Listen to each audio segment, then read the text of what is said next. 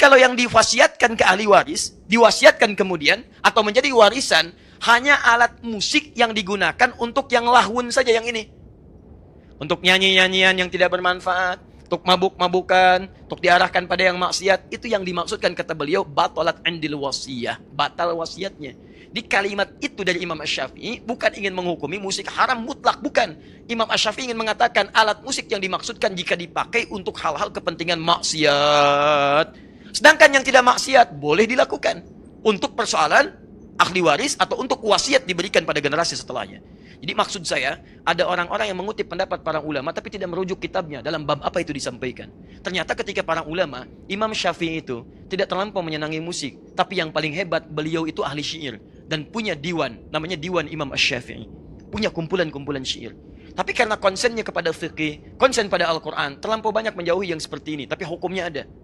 Di teman-teman, kalau Anda melihat para ulama mengatakan misalnya kalimat-kalimat, kami jauhi musik, kami tinggalkan musik, munculkan hadis-hadis yang tadi, pada umumnya walaupun mereka punya syair dan sebagainya, itu karena kebiasaan mereka dekat dengan Al-Quran dan dekat dengan hadis. Dan orang-orang ahli Quran tidak akan bertemu frekuensi Quran dengan frekuensi musik. Ya, kalau saya pribadi, misalnya kalau Anda tanyakan, kalau saya pribadi, saya tidak terlampau menyukai musik. Karena ketika seorang dekat dengan musik, itu tidak akan sejalan dengan Qurannya. Walaupun musiknya ada maslahatnya. Makanya silahkan cek, Anda senang musik agak kesulitan menghafal Quran. Karena frekuensinya tidak sama di situ. Tapi bukan berarti menjadikan musik mutlak haram, bukan. Karena ada bagian-bagian tertentu yang dibenarkan oleh Al-Quran. Apa itu? Ada orang yang memang bakatnya ada di situ. Bakatnya di situ.